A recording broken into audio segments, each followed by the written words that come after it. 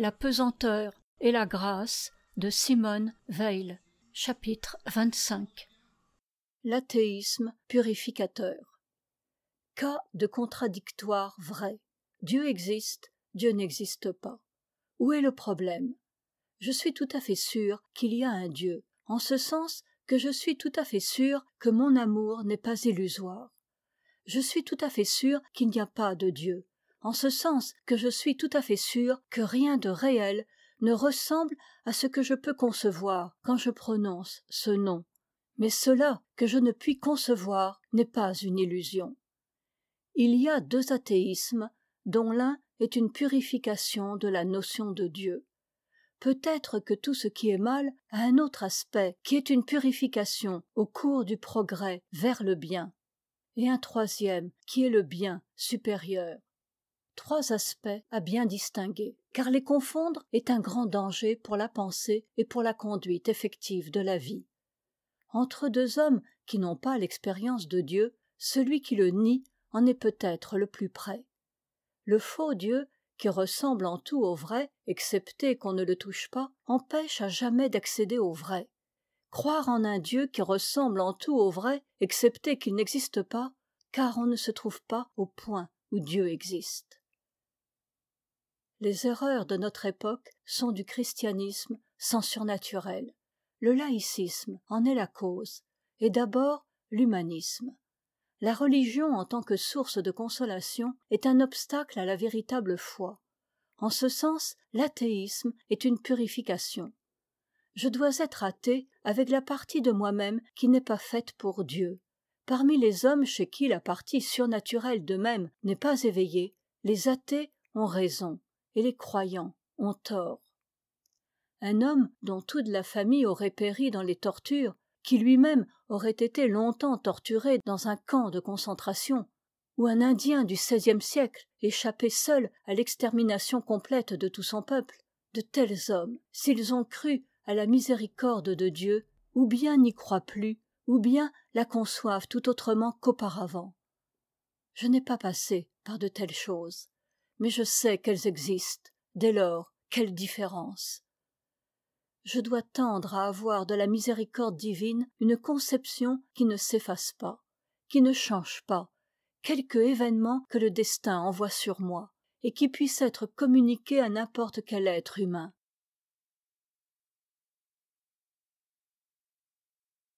L'attention et la volonté. Non pas comprendre des choses nouvelles, mais parvenir, à force de patience, d'efforts et de méthode, à comprendre les vérités évidentes avec tout soi-même. Étage de croyance. La vérité la plus vulgaire, quand elle envahit toute l'âme, est comme une révélation. Essayez de remédier aux fautes par l'attention et non par la volonté. La volonté n'a de prise que sur quelques mouvements de quelques muscles associés à la représentation du déplacement des objets proches. Je peux vouloir mettre ma main à plat sur la table. Si la pureté intérieure, ou l'inspiration, ou la vérité dans la pensée étaient nécessairement associées à des attitudes de ce genre, elles pourraient être objet de volonté. Comme il n'en est rien, nous ne pouvons que les implorer. Les implorer, c'est croire que nous avons un Père dans les cieux, ou cesser de les désirer. Quoi de pire? La supplication intérieure est seule raisonnable, car elle évite de raidir des muscles qui n'ont rien à voir dans l'affaire. Quoi de plus sot que de raidir les muscles et serrer les mâchoires à propos de vertu, ou de poésie, ou de la solution d'un problème? L'attention est tout autre chose. L'orgueil est un tel raidissement. Il y a manque de grâce, au double sens du mot, chez l'orgueilleux. C'est l'effet d'une erreur. L'attention, à son plus haut degré, est la même chose que la prière. Elle suppose la foi et l'amour. L'attention absolument sans mélange est prière. Si on tourne l'intelligence vers le bien, il est impossible que peu à peu toute l'âme n'y soit pas attirée malgré elle. L'attention extrême est ce qui constitue dans l'homme la faculté créatrice. Il n'y a d'attention extrême que religieuse. La quantité de génie créateur d'une époque est rigoureusement proportionnelle à la quantité d'attention extrême, donc de religion authentique à cette époque. Mauvaise manière de chercher. Attention attachée à un problème. Encore un phénomène d'horreur du vide. On ne veut pas avoir perdu son effort. Acharnement à la chasse. Il ne faut pas vouloir trouver. Comme dans le cas d'un dévouement excessif, on devient dépendant de l'objet de l'effort. On a besoin d'une récompense extérieure que parfois le hasard fournit et qu'on est prêt à recevoir au prix d'une déformation de la vérité. C'est seulement l'effort sans désir, non attaché à un objet, qui enferme infailliblement une récompense. Reculer devant l'objet qu'on poursuit. Seul ce qui est indirect est efficace. On ne fait rien si l'on a d'abord reculé. En tirant sur la grappe, on fait tomber les grains à terre. Il y a des efforts qui ont l'effet contraire du but recherché. Exemple, dévotes aigris, faux ascétisme, certains dévouements, etc. D'autres sont toujours utiles, même s'ils n'aboutissent pas. Comment distinguer? Peut-être. Les uns sont accompagnés de la négation, mensongère, de la misère intérieure. Les autres, de l'attention continuellement concentrée sur la distance entre ce qu'on est et ce qu'on aime. L'amour instruit les dieux et les hommes, car nul n'apprend sans désirer apprendre. La vérité est recherchée non pas en tant que vérité, mais en tant que bien. L'attention est liée au désir, non pas à la volonté, mais au désir, ou plus exactement au consentement. On libère en soi de l'énergie, mais sans cesse elle s'attache de nouveau. Comment la libérer toute? Il faut désirer que cela soit fait en nous, le désirer vraiment, simplement le désirer, non pas tenter de l'accomplir, car toute tentative en ce sens est vaine et se paie cher. Dans une telle œuvre, tout ce que je nomme je doit être passif. L'attention seule, cette attention si pleine que le je disparaît, est requise de moi. Priver tout ce que je nomme je de la lumière de l'attention et la reporter sur l'inconcevable. La capacité de chasser une fois pour toutes une pensée est la porte de l'éternité, l'infini dans un instant. À l'égard des tentations, prendre exemple sur la femme très chaste qui ne répond rien au séducteur lorsqu'il lui parle et feint de ne pas l'entendre. Nous devons être indifférents au bien et au mal, mais en étant indifférents, c'est-à-dire en projetant également sur l'un et sur l'autre la lumière de l'attention. Le bien l'emporte par un phénomène automatique. C'est là la grâce essentielle. C'est la définition, le critérium du bien. Une inspiration divine opère infailliblement, irrésistiblement, si on n'en détourne pas l'attention, si on ne la refuse pas. Il n'y a pas un choix à faire en sa faveur. Il suffit de ne pas refuser de reconnaître qu'elle est. L'attention tournée avec amour vers Dieu, ou, à un degré moindre, vers toute chose authentiquement belle, rend certaines choses impossibles. Telle est l'action non agissante de la prière dans l'âme. Il est des comportements qui voileraient cette attention s'ils se produisaient, et que, réciproquement, cette attention rend impossible. Dès qu'on a un point d'éternité dans l'âme, on n'a rien de plus à faire que de le préserver, car il s'accroît de lui-même comme une graine. Il faut maintenir autour de lui une garde armée, immobile, et la nourrir de la contemplation des nombres, des rapports fixes et rigoureux. On nourrit l'invariant qui est dans l'âme par la contemplation de l'invariant qui est dans le corps. On écrit comme on accouche. On ne peut pas s'empêcher de faire l'effort suprême, mais on agit aussi de même. Je n'ai pas à craindre de ne pas faire l'effort suprême, à condition seulement de ne pas me mentir et de faire attention. Le poète produit le beau par l'attention fixée sur du réel. De même l'acte d'amour. Savoir que cet homme qui a faim et soif existe vraiment autant que moi, cela suffit, le reste suit de lui-même. Les valeurs authentiques et pures de vrai, de beau et de bien dans l'activité d'un être humain se produisent par un seul et même acte, une certaine application à l'objet de la plénitude de l'attention. L'enseignement ne devrait avoir pour fin que de préparer la possibilité d'un tel acte, par l'exercice de l'attention. Tous les autres avantages de l'instruction sont sans intérêt. Études et foi. La prière n'étant que l'attention sous sa forme pure et les études constituant une gymnastique de l'attention, chaque exercice scolaire doit être une réfraction de vie spirituelle. Il y faut une méthode, une certaine manière de faire une version latine, une certaine manière de faire un problème de géométrie, et non pas n'importe quelle manière, constitue une gymnastique de l'attention propre à la rendre plus apte à la prière. Méthode pour comprendre les images, les symboles, etc. Non pas essayer de les interpréter, mais les regarder jusqu'à ce que la lumière jaillisse. D'une manière générale, méthode d'exercer l'intelligence, qui consiste à regarder. Application de cette méthode pour la discrimination du réel et de l'illusoire.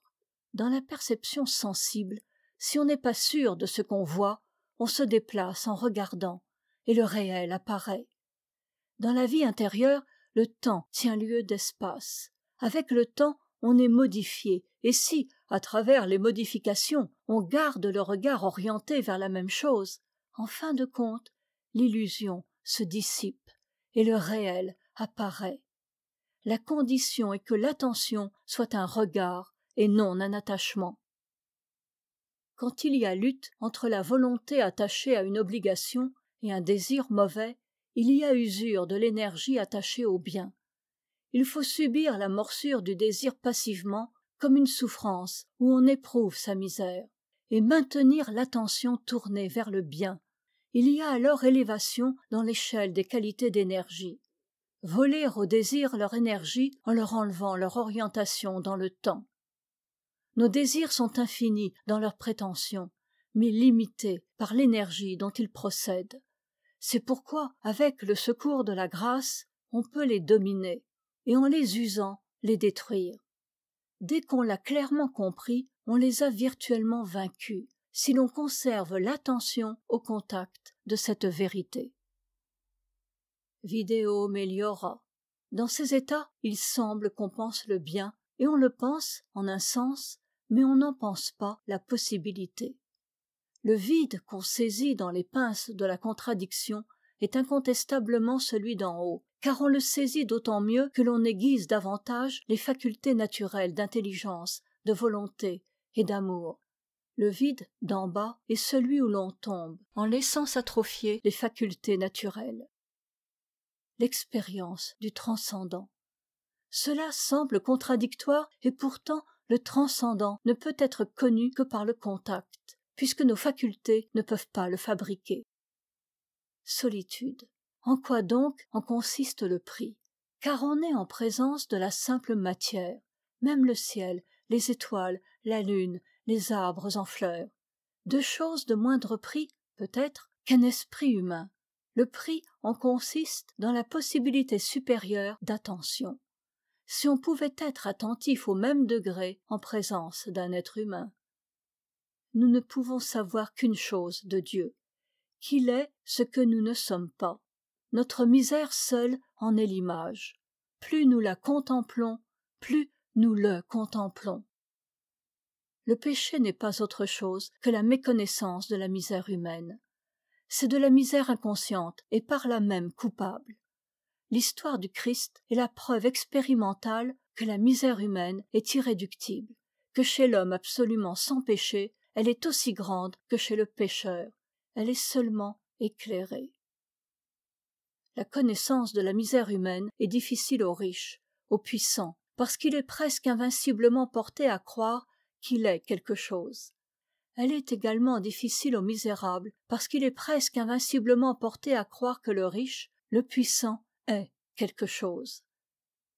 Ce n'est pas la faute qui constitue le péché mortel, mais le degré de lumière qui est dans l'âme, quand la faute, quelle qu'elle soit, est accomplie. La pureté est le pouvoir de contempler la souillure. L'extrême pureté peut contempler et le pur et l'impur. L'impureté ne peut ni l'un ni l'autre. Le premier lui fait peur, le second l'absorbe. Il lui faut un mélange.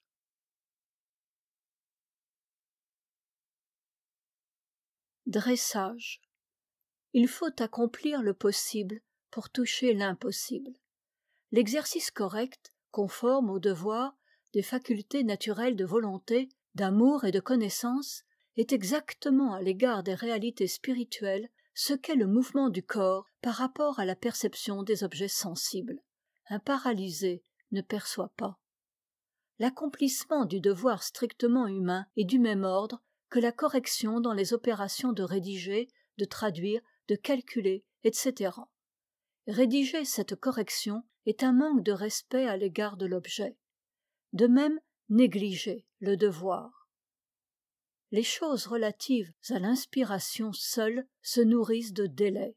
Celles relatives au devoir naturel, à la volonté, ne souffrent pas de délai. Les préceptes ne sont pas donnés pour être pratiqués, mais la pratique est prescrite pour l'intelligence des préceptes. Ce sont des gammes. On ne joue pas Bach sans avoir fait des gammes, mais on ne fait pas non plus la gamme pour la gamme. Dressage.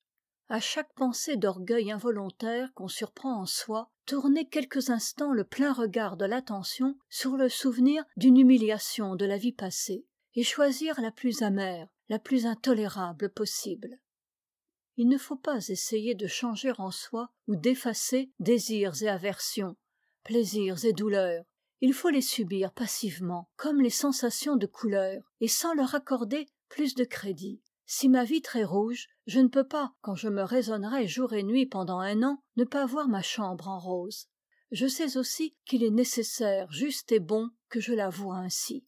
En même temps, je n'accorde à cette couleur, en tant que renseignement, qu'un crédit limité par la connaissance de son rapport avec la vitre. Accepter ainsi, et non autrement, les désirs et aversions, plaisirs et douleurs de toute espèce qui se produisent en moi. D'autre part, comme on a aussi en soi un principe de violence, à savoir la volonté, il faut aussi, dans une mesure limitée, mais dans la plénitude de cette mesure, user violemment de ce principe violent, se contraindre par violence à agir comme si on n'avait pas tel désir, telle aversion, essayer de persuader la sensibilité en la contraignant d'obéir. Elle se révolte, alors il faut subir passivement cette révolte, la goûter, la savourer, l'accepter comme une chose extérieure, comme la couleur rose de la chambre dont la vitre est rouge.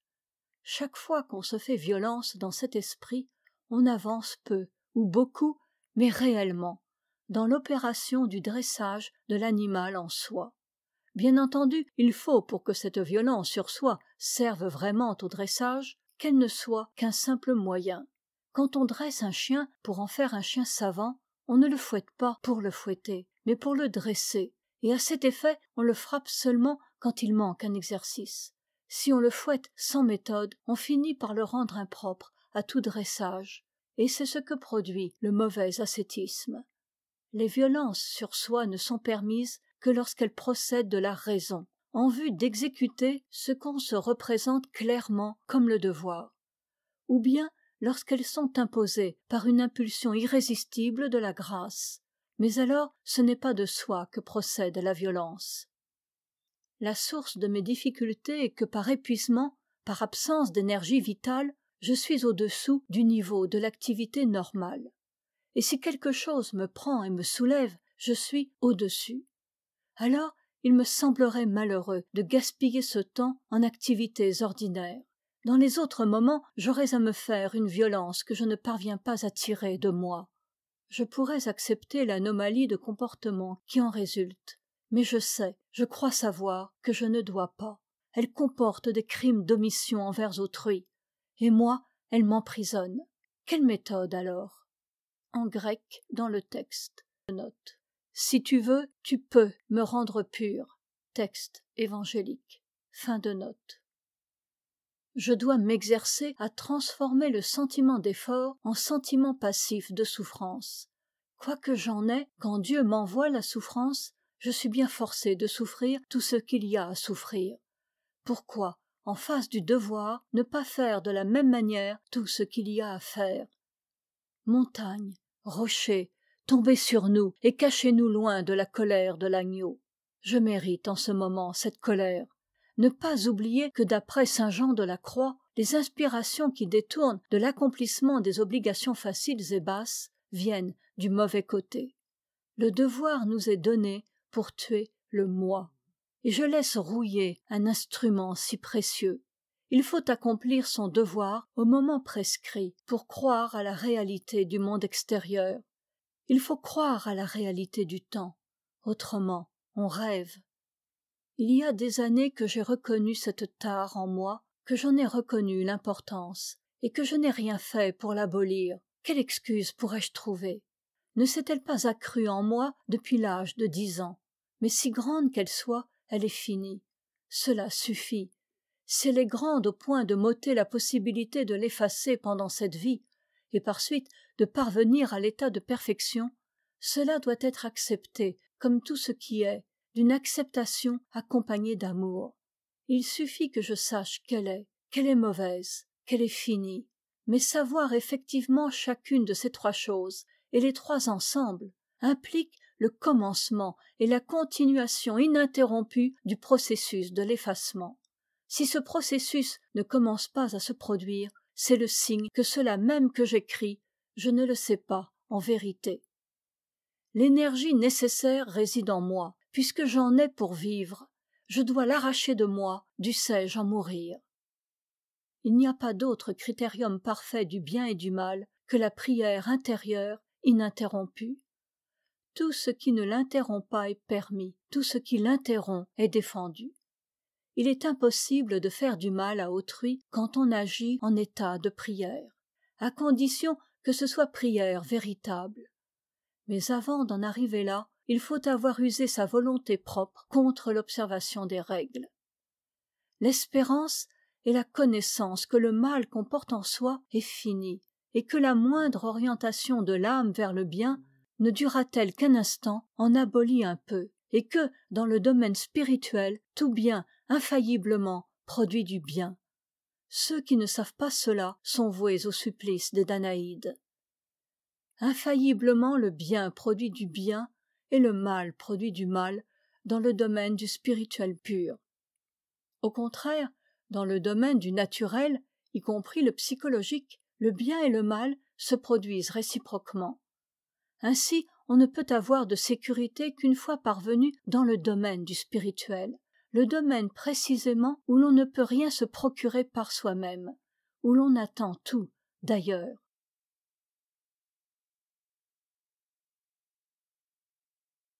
L'intelligence et la grâce. Nous savons au moyen de l'intelligence que ce que l'intelligence n'appréhende pas est plus réel que ce qu'elle appréhende. La foi, c'est l'expérience que l'intelligence est éclairée par l'amour. Seulement l'intelligence doit reconnaître par les moyens qui lui sont propres, c'est-à-dire la constatation et la démonstration, la prééminence de l'amour. Elle ne doit se soumettre qu'en sachant pourquoi, et d'une manière parfaitement précise et claire. Sans cela, sa soumission est une erreur, et ce à quoi elle se soumet, malgré l'étiquette, est autre chose que l'amour surnaturel.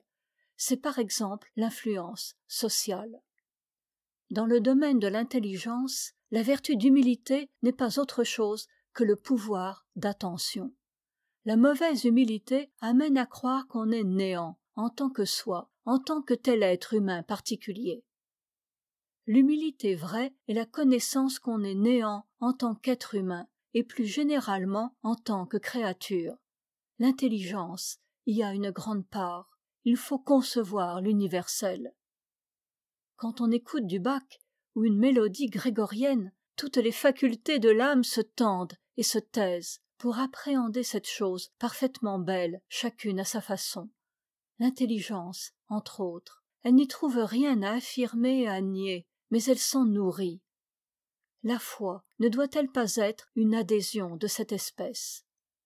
On dégrade les mystères de la foi en faisant un objet d'affirmation ou de négation, alors qu'ils doivent être un objet de contemplation. Le rôle privilégié de l'intelligence dans le véritable amour vient de ce que la nature de l'intelligence consiste en ce qu'elle est une chose qui s'efface du fait même qu'elle s'exerce. Je peux faire effort pour aller aux vérités, mais quand elles sont là, elles sont, et je n'y suis pour rien. Il n'y a rien de plus proche de la véritable humilité que l'intelligence. Il est impossible d'être fier de son intelligence au moment où on l'exerce réellement. Et quand on l'exerce, on n'y est pas attaché. Car on sait que, deviendrait-on idiot l'instant suivant, et pour le reste de sa vie, la vérité continue à être. Les mystères de la foi catholique ne sont pas faits pour être crus par toutes les parties de l'âme. La présence du Christ dans l'hostie n'est pas un fait à la manière de la présence de l'âme de Paul dans le corps de Paul. L'un et l'autre d'ailleurs sont complètement incompréhensibles, mais pas de la même façon. L'Eucharistie ne doit donc pas être un objet de croyance pour la partie de moi-même qui appréhende les faits. Là est la part de vérité du protestantisme. Mais cette présence du Christ dans l'hostie n'est pas un symbole, car un symbole est la combinaison d'une abstraction et d'une image. C'est quelque chose de représentable pour l'intelligence humaine. Ce n'est pas surnaturel. En cela, les catholiques ont raison, non les protestants. Seule la partie de soi-même qui est faite pour le surnaturel doit adhérer à ces mystères. La part de l'intelligence, de la partie de nous-mêmes qui affirme et nie, qui pose des opinions, est seulement la soumission. Tout ce que je conçois comme vrai est moins vrai que ces choses dont je ne puis concevoir la vérité, mais que j'aime. Saint Jean de la Croix appelle la foi une nuit. Chez ceux qui ont eu une éducation chrétienne, les parties inférieures de l'âme s'attachent à ces mystères alors qu'elles n'y ont aucun droit. C'est pourquoi ils ont besoin d'une purification dont Saint Jean de la Croix décrit les étapes. L'athéisme, l'incrédulité constituent un équivalent à cette purification. Le désir de découvrir du nouveau empêche d'arrêter la pensée sur la signification transcendante, irreprésentable, de ce qui est déjà découvert.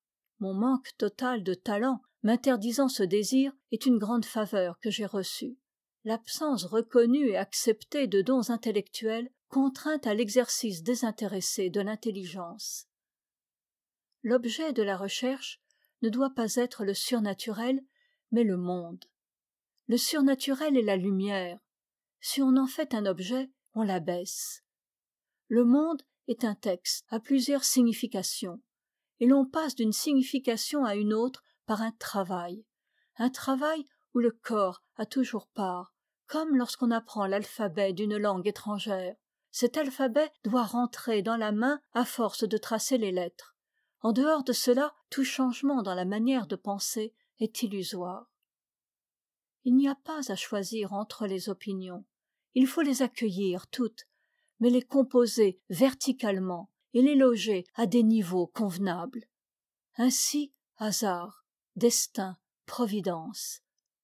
L'intelligence ne peut jamais pénétrer le mystère, mais elle peut, et peut seule, rendre compte de la convenance des mots qu'il exprime.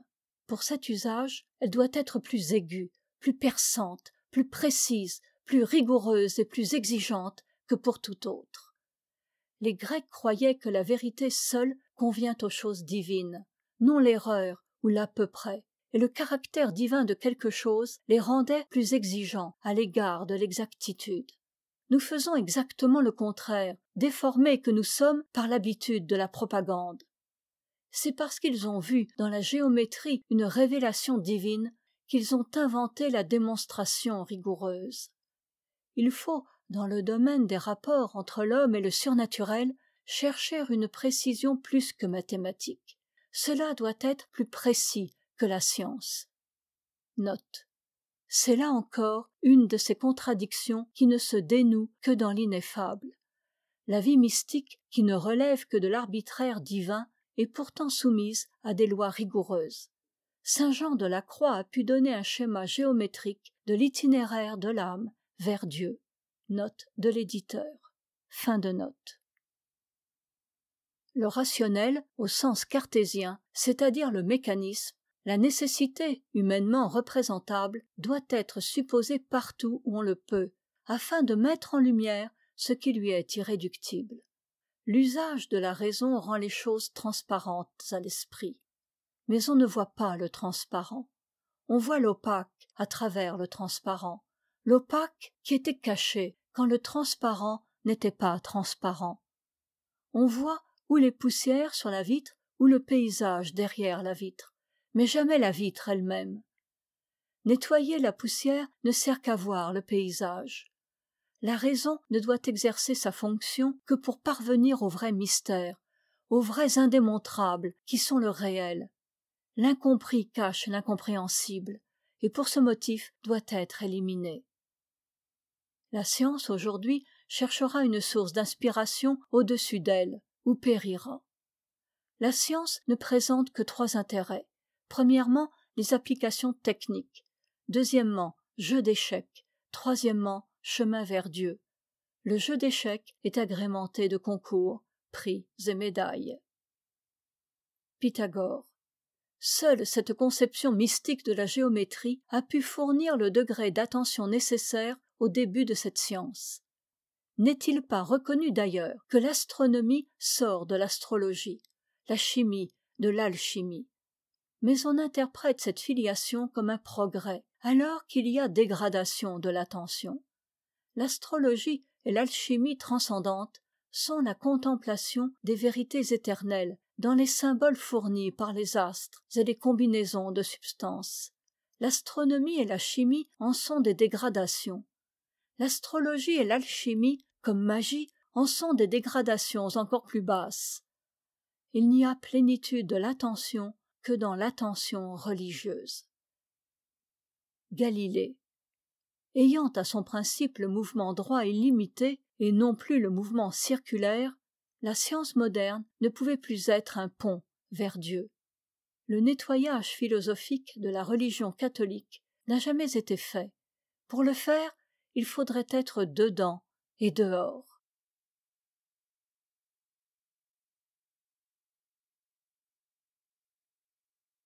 L'anneau de Gigès.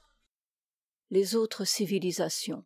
On en donne les tares comme preuve de l'insuffisance des religions auxquelles elles sont suspendues. Pourtant, dans l'Europe, au cours des 20 derniers siècles d'histoire, on trouverait sans peine des tares au moins équivalentes. La destruction de l'Amérique par le massacre, et de l'Afrique par l'esclavage, les massacres du midi de la France, cela vaut bien l'homosexualité en Grèce ou les rites orgiaques en Orient. Mais on dit qu'en Europe, il y a eu ces tares malgré la perfection du christianisme et dans les autres civilisations à cause de l'imperfection de la religion. Exemple privilégié à contempler longtemps du mécanisme de l'erreur. Mettre à part. En appréciant l'Inde ou la Grèce, on met le mal en relation avec le bien. En appréciant le christianisme, on met le mal à part. Note. Simone Weil illustre ici une vérité profonde à l'aide d'un exemple assez mal choisi. Quand un chrétien, par exemple un inquisiteur, se comporte avec cruauté, il est bien permis de constater qu'il agit ainsi malgré sa religion, puisque celle-ci commande avant tout la charité. Mais quand un nazi agit de même, il est licite d'attribuer, au moins en partie, sa conduite à sa doctrine, puisque celle-ci légitime la cruauté. Note de l'éditeur. Fin de note. On met à part sans le savoir, là précisément est le danger. Ou ce qui est pire encore, on met à part par un acte de volonté, mais par un acte de volonté furtif à l'égard de soi-même. Et ensuite, on ne sait plus qu'on a mis à part. On ne veut pas le savoir, et, à force de ne pas vouloir le savoir, on arrive à ne pas pouvoir le savoir. Cette faculté de mettre à part permet tous les crimes. Pour tout ce qui est hors du domaine où l'éducation, le dressage, ont fabriqué des liaisons solides, elle constitue la clé de la licence absolue. C'est ce qui permet chez les hommes des comportements si incohérents, notamment toutes les fois qu'intervient le social, les sentiments collectifs, guerre, haine de nations et de classes, patriotisme d'un parti, d'une église, etc. Tout ce qui est couvert du prestige de la chose sociale est mis dans un autre lieu que le reste et soustrait à certains rapports.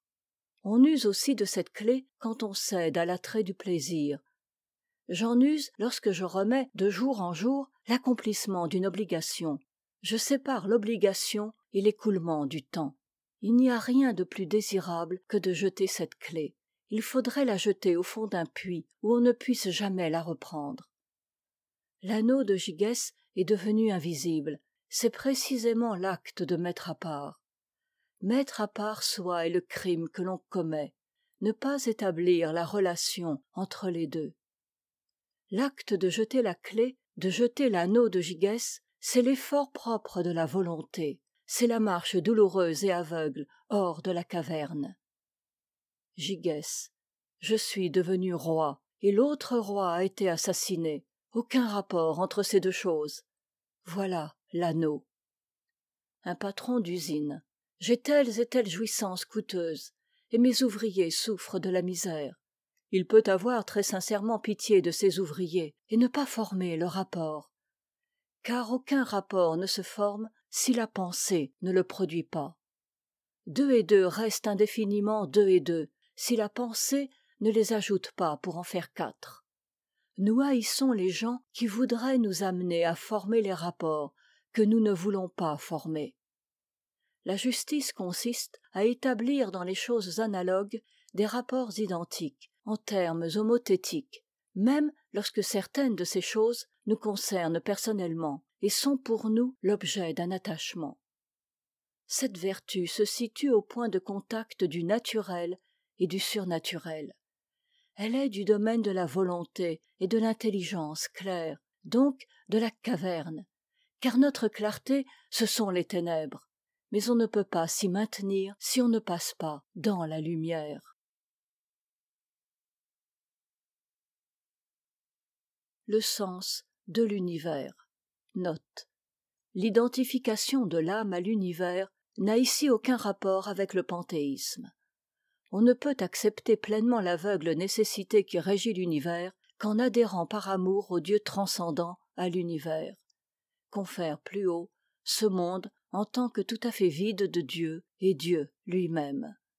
Note de l'éditeur. Fin de note. Nous sommes une partie qui doit imiter le tout. L'atman. Que l'âme d'un homme prenne pour corps tout l'univers, qu'elle ait avec tout l'univers le même rapport que celle d'un collectionneur à sa collection, d'un des soldats qui mourrait en criant « Vive l'empereur !» à Napoléon. L'âme se transporte hors du corps propre, dans autre chose, qu'elle se transporte donc dans tout l'univers. S'identifier à l'univers même. Tout ce qui est moindre que l'univers est soumis à la souffrance. J'ai beau mourir, l'univers continue. Cela ne me console pas si je suis autre que l'univers. Mais si l'univers est à mon âme comme un autre corps, ma mort cesse d'avoir pour moi plus d'importance que celle d'un inconnu. De même, mes souffrances. Que l'univers entier soit pour moi, par rapport à mon corps, ce qu'est le bâton d'un aveugle par rapport à sa main. Il n'a réellement plus sa sensibilité dans sa main, mais au bout du bâton. Il y faut un apprentissage. Restreindre son amour au sujet pur et l'étendre à tout l'univers, c'est la même chose. Changer le rapport entre soi et le monde comme, par l'apprentissage, l'ouvrier change le rapport entre soi et l'outil. Blessure, c'est le métier qui rentre dans le corps. Que toute souffrance fasse rentrer l'univers dans le corps. Habitude, habileté, transport de la conscience dans un objet autre que le corps propre. Que cet objet soit l'univers, les saisons, le soleil, les étoiles. Le rapport entre le corps et l'outil change dans l'apprentissage. Il faut changer le rapport entre le corps et le monde. On ne se détache pas, on change d'attachement. S'attacher à tout. À travers chaque sensation, sentir l'univers. Qu'importe alors que ce soit plaisir ou douleur. Si on a la main serrée par un être aimé, revu après longtemps, qu'importe qu'il serre fort et fasse mal. Un degré de douleur où l'on perd le monde. Mais après, l'apaisement vient. Et si le paroxysme revient, l'apaisement revient ensuite aussi. Ce degré même, si on le sait, devient attente de l'apaisement, et par suite ne coupe pas le contact avec le monde. 2 tendances limites. Détruire le moi au profit de l'univers, ou détruire l'univers au profit du moi. Celui qui n'a pas su devenir rien court le risque d'arriver à un moment où toute chose autre que lui cesse d'exister. Nécessité extérieure ou besoin intérieur impérieux comme de respirer. Devenons le souffle central. Même si une douleur à la poitrine rend la respiration pénible, on respire. On ne peut pas faire autrement. Associer le rythme de la vie du corps à celui du monde. Sentir constamment cette association et sentir aussi l'échange perpétuel de matière par lequel l'être humain baigne dans le monde. Ce que rien ne peut ôter à un être humain tant qu'il vit, comme mouvement où la volonté a prise, respiration, comme perception, l'espace, même dans un cachot, même les yeux et les tympans crevés, tant qu'on vit, on perçoit l'espace. Attacher à cela les pensées dont on désire que nulle circonstance ne puisse priver. Aimer le prochain comme soi-même ne signifie pas aimer tous les êtres également, car je n'aime pas également tous les modes d'existence de moi-même, ni ne jamais les faire souffrir, car je ne refuse pas de me faire souffrir moi-même, mais avoir avec chacun le rapport d'une manière de penser l'univers à une autre manière de penser l'univers, et non à une partie de l'univers. Ne pas accepter un événement du monde, c'est désirer que le monde ne soit pas. Or, cela est en mon pouvoir pour moi. Si je le désire, je l'obtiens. Je suis alors un abcès du monde. Vœux dans le folklore. Les désirs ont cela de dangereux qu'ils sont exaucés. Désirer que le monde ne soit pas, c'est désirer que moi, tel que je sois tout. Puisse l'univers tout entier, depuis ce caillou à mes pieds jusqu'aux plus lointaines étoiles, exister pour moi à tout moment, autant qu'Agnès pour Arnolphe ou la cassette pour Harpagon. Si je veux, le monde peut m'appartenir comme le trésor à l'avare, mais c'est un trésor qui ne s'accroît pas. Ce je irréductible, qui est le fond irréductible de ma souffrance, le rendre universel.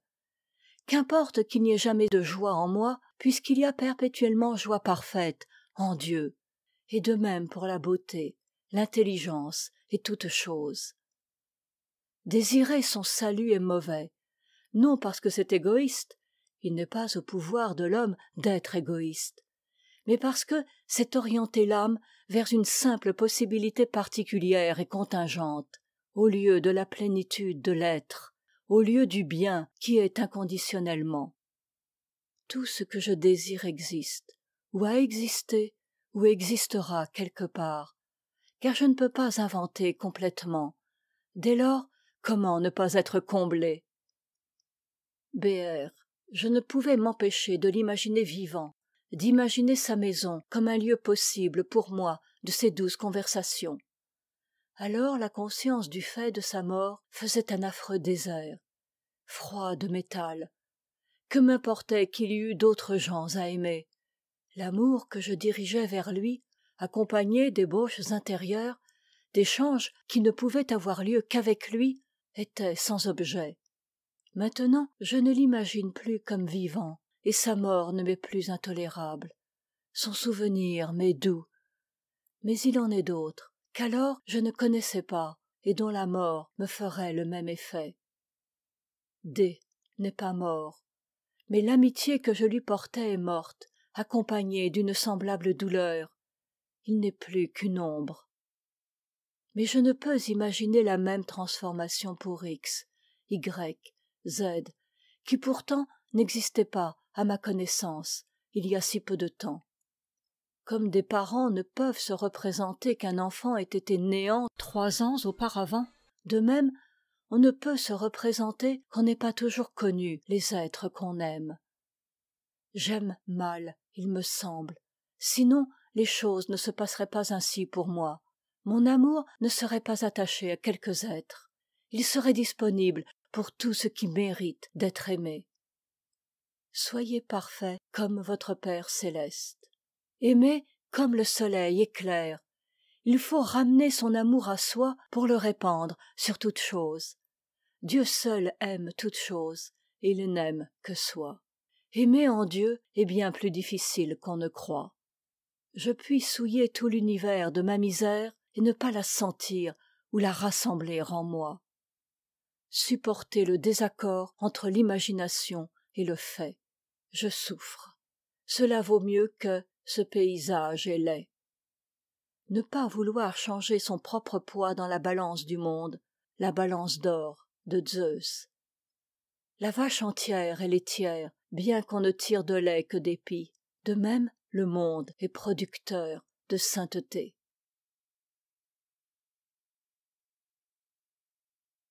Métaxou.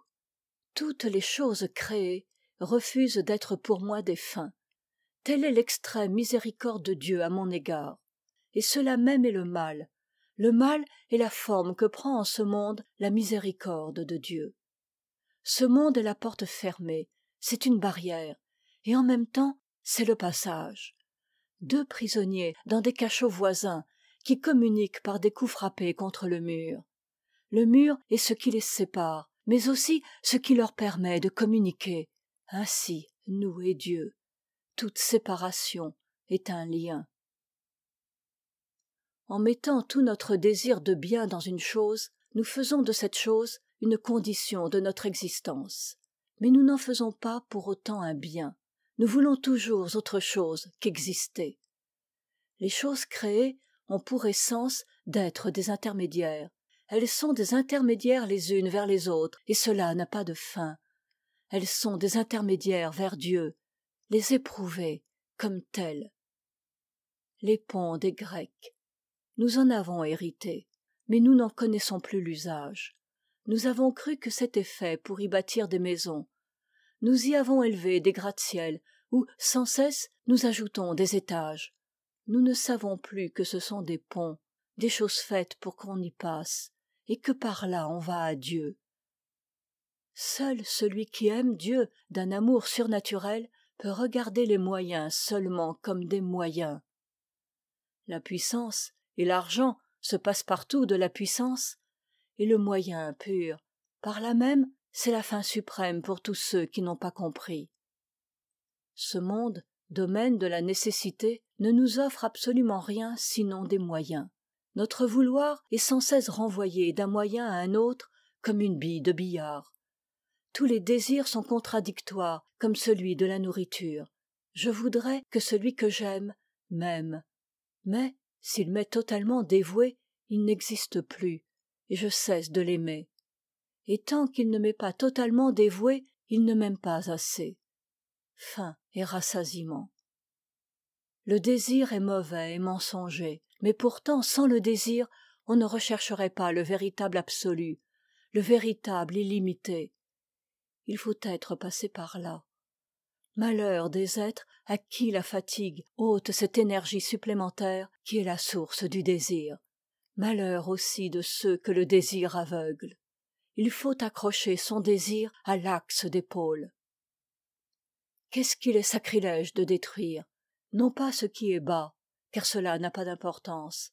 Non pas ce qui est haut, car, le voudrait-on, on ne peut pas y toucher. Les métaxous. Les métaxous sont la région du bien et du mal. Ne privez aucun être humain de ses métaxous, c'est-à-dire de ses biens relatifs et mélangés, foyer, patrie, tradition, culture, etc., qui réchauffent et nourrissent l'âme, et sans lesquels, en dehors de la sainteté, une vie humaine n'est pas possible. Les vrais biens terrestres sont des métaxous. On ne peut respecter ceux d'autrui que dans la mesure où l'on regarde ceux qu'on possède seulement comme des métaxous, ce qui implique qu'on est déjà en route vers le point où l'on peut s'en passer. Pour respecter par exemple les patries étrangères, il faut faire de sa propre patrie non pas une idole, mais un échelon vers Dieu. Toutes les facultés jouant librement et sans se mélanger à partir d'un principe, un.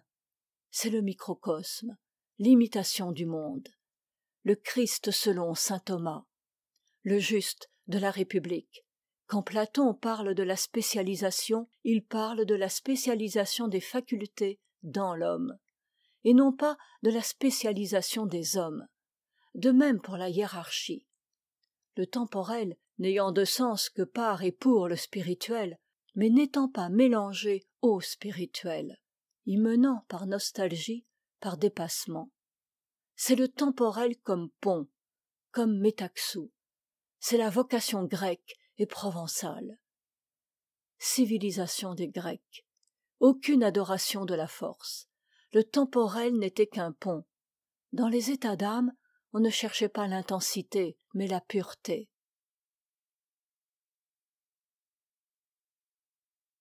Beauté. La beauté, c'est l'harmonie du hasard et du bien. Le beau est le nécessaire, qui, tout en demeurant conforme à sa loi propre et à elle seule, obéit au bien. Objet de la science, le beau, c'est-à-dire l'ordre, la proportion, l'harmonie, en tant que suprasensible et nécessaire. Objet de l'art, le beau sensible et contingent, perçu à travers le filet du hasard et du mal. Le beau dans la nature, union de l'impression sensible et du sentiment de la nécessité. Cela doit être ainsi, en premier lieu, et précisément cela est ainsi. La beauté séduit la chair pour obtenir la permission de passer jusqu'à l'âme. Le beau enferme, entre autres unités des contraires, celle de l'instantané et de l'éternel. Le beau est ce qu'on peut contempler, une statue, un tableau qu'on peut regarder pendant des heures. Le beau, c'est quelque chose à quoi on peut faire attention. Musique grégorienne.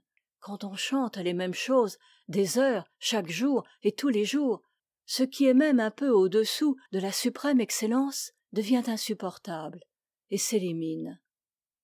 Les Grecs regardaient leurs temples. Nous supportons les statues du Luxembourg parce que nous ne les regardons pas.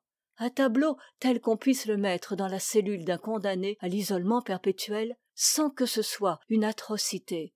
Au contraire. Le théâtre immobile est le seul vraiment beau. Les tragédies de Shakespeare sont de second ordre, sauf Lear, celles de Racine de troisième ordre, sauf Phèdre, celles de Corneille de n ordre. Une œuvre d'art a un auteur, et pourtant, quand elle est parfaite, elle a quelque chose d'essentiellement anonyme. Elle imite l'anonymat de l'art divin. Ainsi la beauté du monde prouve un Dieu à la fois personnel et impersonnel, et ni l'un ni l'autre. Le beau est un attrait charnel qui tient à distance et implique une renonciation, y compris la renonciation la plus intime, celle de l'imagination. On veut manger tous les autres objets de désir. Le beau est ce qu'on désire, sans vouloir le manger. Nous désirons que cela soit. Rester immobile et s'unir à ce qu'on désire et dont on n'approche pas. On s'unit à Dieu ainsi. On ne peut pas s'en approcher. La distance est l'âme du beau. Le regard et l'attente, c'est l'attitude qui correspond au beau. Tant qu'on peut concevoir, vouloir, souhaiter, le beau n'apparaît pas. C'est pourquoi dans toute beauté il y a contradiction, amertume, absence irréductible. Poésie. Douleur et joie, impossible. Touche poignante, nostalgie. Telle est la poésie provençale et anglaise. Une joie qui, à force d'être pure et sans mélange, fait mal. Une douleur qui, à force d'être pure et sans mélange, apaise. Beauté. Un fruit qu'on regarde sans tendre la main. De même un malheur qu'on regarde sans reculer. Double mouvement descendant. Refaire par amour ce que fait la pesanteur. Le double mouvement descendant n'est-il pas la clé de tout art? Note. Descendit ad inferos. De même, dans un autre ordre, le grand art rachète la pesanteur en l'épousant par amour. Note de l'éditeur. Fin de note. Le mouvement descendant, miroir de la grâce, est l'essence de toute musique. Le reste sert seulement à l'enchâsser. La montée des notes est montée purement sensible. La descente est à la fois descente sensible et montée spirituelle. c'est là le paradis que tout être désire, que la pente de la nature fasse monter vers le bien. En tout ce qui suscite chez nous le sentiment pur et authentique du beau, il y a réellement présence de Dieu. Il y a comme une espèce d'incarnation de Dieu dans le monde, dont la beauté est la marque. Le beau est la preuve expérimentale que l'incarnation est possible. Dès lors, tout art de premier ordre est par essence religieux. C'est ce qu'on ne sait plus aujourd'hui. Une mélodie grégorienne témoigne autant que la mort d'un martyr. Si le beau est présence réelle de Dieu dans la matière, si le contact avec le beau est au plein sens du mot un sacrement, comment y a-t-il tant d'esthètes pervers? Néron. Cela ressemble-t-il à la fin des amateurs de messes noires pour les hosties consacrées? Ou bien, plus probablement, ces gens ne s'attachent-ils pas au beau authentique, mais à une imitation mauvaise? Car, comme il y a un art divin, il y a un art démoniaque. C'est celui-là sans doute qu'aimait Néron. Une grande partie de notre art est démoniaque. Un amateur passionné de musique peut fort bien être un homme pervers. Mais je le croirais difficilement de quelqu'un qui a soif de chants grégoriens. Il faut bien que nous ayons commis des crimes qui nous ont rendus maudits, puisque nous avons perdu toute la poésie de l'univers. L'art n'a pas d'avenir immédiat parce que tout art est collectif et qu'il n'y a plus de vie collective. Il n'y a que des collectivités mortes. Et aussi à cause de cette rupture du pacte véritable entre le corps et l'âme. L'art grec a coïncidé avec les débuts de la géométrie et avec l'athlétisme. L'art du Moyen-Âge avec l'artisanat. L'art de la Renaissance avec les débuts de la mécanique, etc. Depuis 1914, il y a une coupure complète. La comédie même est à peu près impossible. Il n'y a place que pour la satire. Quand a-t-il été plus facile de comprendre Juvénal? L'art ne pourra renaître que du sein de la grande anarchie, épique sans doute parce que le malheur aura simplifié bien des choses. Il est donc bien inutile de ta part d'envier Vinci ou Bach. La grandeur de nos jours doit prendre d'autres voies. Elle ne peut d'ailleurs être que solitaire, obscure et sans écho. Or, pas d'art sans écho.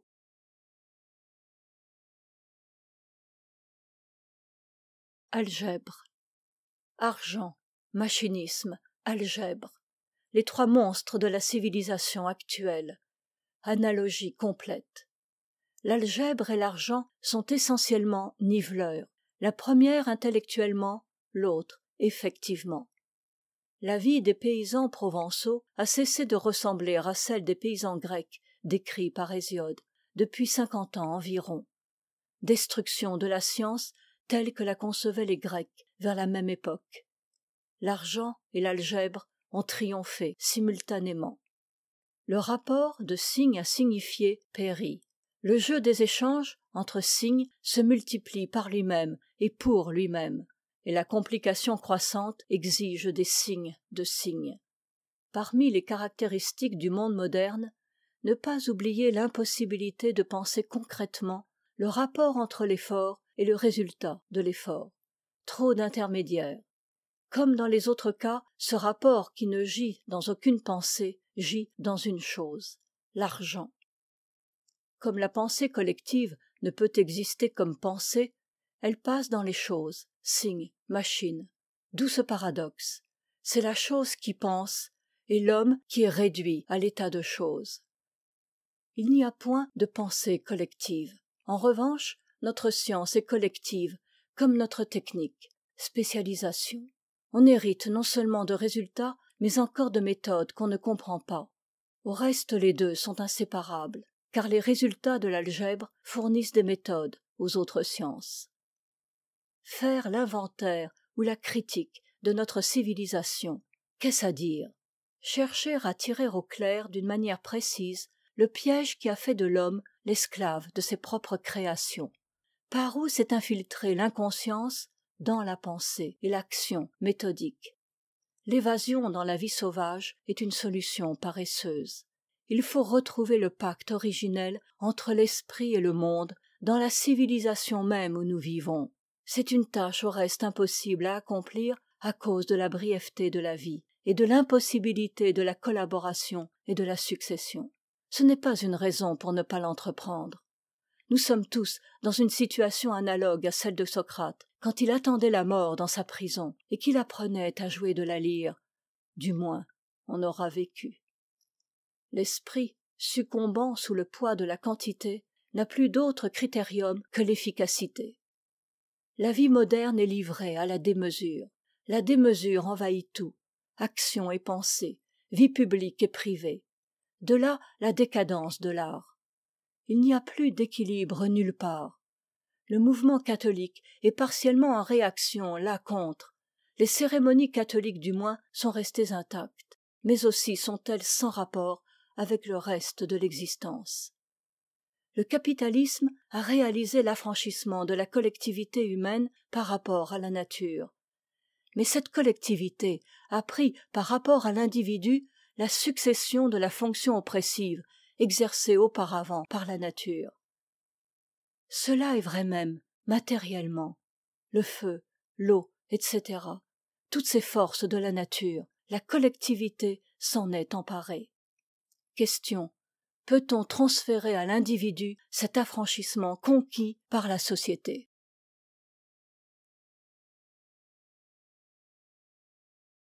La lettre sociale. L'homme est esclave pour autant qu'entre l'action et son effet, entre l'effort et l'œuvre, se trouve placée l'intervention de volontés étrangères. C'est le cas, et pour l'esclave, et pour le maître aujourd'hui. Jamais l'homme n'est en face des conditions de sa propre activité. La société fait écran entre la nature et l'homme. Être en face de la nature et non des hommes, c'est la seule discipline. Dépendre d'une volonté étrangère, c'est être esclave. Or, c'est le sort de tous les hommes. L'esclave dépend du maître et le maître de l'esclave. Situation qui rend, ou suppliant, ou tyrannique, ou les deux à la fois. Omnia serviliter pro dominatione. Au contraire, en face de la nature inerte, on n'a d'autres ressources que de penser. La notion d'oppression est en somme une stupidité, il n'y a qu'à lire l'Iliade. Et à plus forte raison la notion de classe oppressive. On peut seulement parler d'une structure oppressive de la société. Différence entre l'esclave et le citoyen, Montesquieu, Rousseau. L'esclave est soumis à son maître et le citoyen aux lois. Par ailleurs, le maître peut être très doux et les lois très dures. Cela ne change rien. Tout gît dans la distance entre le caprice et la règle. Pourquoi la subordination au caprice est-elle esclavage? La cause dernière en réside dans le rapport entre l'âme et le temps. Celui qui est soumis à l'arbitraire est suspendu au fil du temps. Il attend la situation la plus humiliante, ce qu'apportera l'instant suivant. Il ne dispose pas de ces instants. Le présent n'est plus pour lui un levier pesant sur l'avenir. Se trouver en face des choses libère l'esprit. Se trouver en face des hommes avilit si l'on dépend d'eux. Et cela, soit que cette dépendance est la forme de la soumission, soit qu'elle est la forme du commandement. Pourquoi ces hommes entre la nature et moi? Ne jamais avoir à compter avec une pensée inconnue, car on est alors livré au hasard. Remède. En dehors des liens fraternels, traiter les hommes comme un spectacle et ne jamais chercher l'amitié. Vivre au milieu des hommes comme dans ce wagon de Saint-Étienne au puits. Surtout ne jamais se permettre de rêver l'amitié. Tout se paie. Ne t'attends qu'à toi-même. À partir d'un certain degré d'oppression, les puissants arrivent nécessairement à se faire adorer de leurs esclaves. Car la pensée d'être absolument contraint, jouet d'un autre être, est insoutenable pour un être humain. Dès lors, si tous les moyens d'échapper à la contrainte lui sont ravis, il ne lui reste plus d'autre ressource que de se persuader que les choses mêmes auxquelles on le contraint, il les accomplit volontairement. Autrement dit, de substituer le dévouement à l'obéissance. Et même, il s'efforcera parfois de faire plus qu'on ne lui impose, et en souffrira moins, par le même phénomène qui fait que les enfants supportent en riant, quand ils jouent, des douleurs physiques qui les accableraient si elles étaient infligées comme punition. C'est par ce détour que la servitude avilit l'âme. En effet, ce dévouement repose sur un mensonge, puisque ses raisons ne supportent pas l'examen. À cet égard, le principe catholique de l'obéissance doit être considéré comme libérateur, au lieu que le protestantisme repose sur l'idée de sacrifice et de dévouement. Le seul salut consiste à remplacer l'idée insupportable de la contrainte, non plus par l'illusion du dévouement, mais par la notion de la nécessité. Au contraire, la révolte, si elle ne passe pas immédiatement dans des actes précis et efficaces, se change toujours en son contraire, à cause de l'humiliation produite par le sentiment d'impuissance radicale qui en résulte.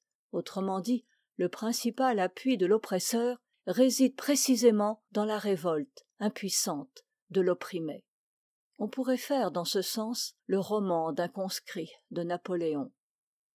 Et le mensonge du dévouement trompe aussi le maître. Considérer toujours les hommes au pouvoir comme des choses dangereuses. S'en garer dans toute la mesure où on le peut, sans se mépriser soi-même. Et si un jour on se voit contraint, sous peine de lâcheté, d'aller se briser contre leur puissance, se considérer comme vaincu par la nature des choses, et non par des hommes. On peut être au cachot et enchaîné, mais on peut être aussi atteint de cécité ou de paralysie. Aucune différence. Seule manière de conserver sa dignité dans la soumission forcée, considérer le chef comme une chose. Tout homme est esclave de la nécessité, mais l'esclave conscient est bien supérieur. Problème social. Restreindre au minimum la part du surnaturel indispensable pour rendre la vie sociale respirable. Tout ce qui tend à l'accroître est mauvais. C'est tenter Dieu. Il faut éliminer le malheur autant qu'on le peut de la vie sociale, car le malheur ne sert qu'à la grâce, et la société n'est pas une société d'élus. Il y aura toujours assez de malheur pour les élus.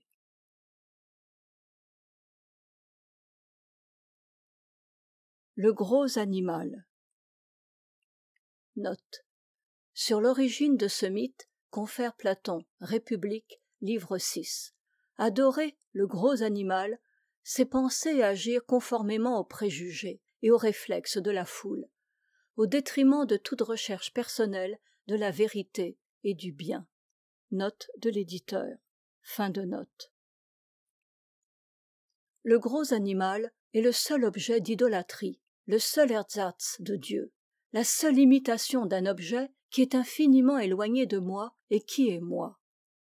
Si l'on pouvait être égoïste, ce serait bien agréable, ce serait le repos. Mais littéralement, on ne peut pas. Il m'est impossible de me prendre pour fin, ni par suite de prendre pour fin mon semblable, puisqu'il est mon semblable, ni aucun objet matériel, car la matière est encore moins capable de recevoir la finalité que les êtres humains. Une seule chose ici-bas peut être prise pour fin, car elle possède une espèce de transcendance à l'égard de la personne humaine. C'est le collectif. Le collectif est l'objet de toute idolâtrie, c'est lui qui nous enchaîne à la terre. L'avarice, l'or et du social. L'ambition, le pouvoir et du social. La science, l'art aussi. Et l'amour. L'amour fait plus ou moins exception. C'est pourquoi on peut aller à Dieu par l'amour, non par l'avarice ou l'ambition. Mais pourtant le social n'est pas absent de l'amour. Passions excitées par les princes, les gens célèbres, tous ceux qui ont du prestige. Il y a deux biens, de même dénomination, mais radicalement autres, celui qui est le contraire du mal et celui qui est l'absolu. L'absolu n'a pas de contraire. Le relatif n'est pas le contraire de l'absolu. Il en dérive par un rapport non commutatif. Ce que nous voulons, c'est le bien absolu. Ce que nous pouvons atteindre, c'est le bien corrélatif du mal. Nous nous y portons par erreur, comme le prince qui se prépare à aimer la servante au lieu de la maîtresse. Ce sont les vêtements qui causent l'erreur. C'est le social qui jette sur le relatif la couleur de l'absolu. Le remède est dans l'idée de relation. La relation sort violemment du social. Elle est le monopole de l'individu. La société est la caverne, la sortie est la solitude. La relation appartient à l'esprit solitaire. Nulle foule ne conçoit la relation. Ceci est bien ou mal à l'égard de, dans la mesure où cela échappe à la foule. Une foule ne fait pas une addition. Celui qui est au-dessus de la vie sociale y rentre quand il veut, non celui qui est au-dessous. De même pour tout. Relation non commutative entre le meilleur et le moins bon. Le végétatif et le social sont les deux domaines où le bien n'entre pas. Le Christ a racheté le végétatif, non le social. Il n'a pas prié pour le monde. Le social est irréductiblement le domaine du prince de ce monde. On n'a d'autre devoir à l'égard du social que de tenter de limiter le mal. Richelieu. Le salut des États n'est que dans ce monde. Une société à prétention divine comme l'Église est peut-être plus dangereuse par l'exerce de bien qu'elle contient que par le mal qui la souille. Une étiquette divine sur du social. Mélange enivrant qui enferme toute licence. Diable déguisé. La conscience est abusée par le social. L'énergie supplémentaire, imaginative, est en grande partie suspendue au social. Il faut l'en détacher. C'est le détachement le plus difficile. La méditation sur le mécanisme social est à cet égard une purification de première importance. Contempler le social est une voie aussi bonne que de se retirer du monde. C'est pourquoi je n'ai pas eu tort de côtoyer si longtemps la politique. Il n'y a que par l'entrée dans le transcendant, le surnaturel, le spirituel authentique, que l'homme devient supérieur au social. Jusque-là, en fait, et quoi qu'il fasse, le social est transcendant par rapport à l'homme. Sur le plan non surnaturel, la société est ce qui sépare du mal, de certaines formes du mal, comme par une barrière. Une société de criminels ou de vicieux, fût-elle composée de quelques hommes, supprime cette barrière. Mais qu'est-ce qui pousse à entrer dans une telle société? Ou la nécessité, ou la légèreté, ou le plus souvent un mélange des deux. On ne croit pas s'engager, car on ne sait pas que, hormis le surnaturel, la société seule empêche de passer naturellement dans les formes les plus atroces de vices ou de crimes. On ne sait pas qu'on va devenir autre, car on ne sait pas jusqu'où va en soi-même le domaine de ce qui est modifiable par l'extérieur. On s'engage toujours sans savoir. Rome, c'est le gros animal, athée, matérialiste, n'adorant que soi. Israël, c'est le gros animal religieux. Ni l'un ni l'autre n'est aimable. Le gros animal est toujours répugnant. Est-ce qu'une société où régnerait seulement la pesanteur est viable, ou est-ce qu'un peu de surnaturel est une nécessité vitale?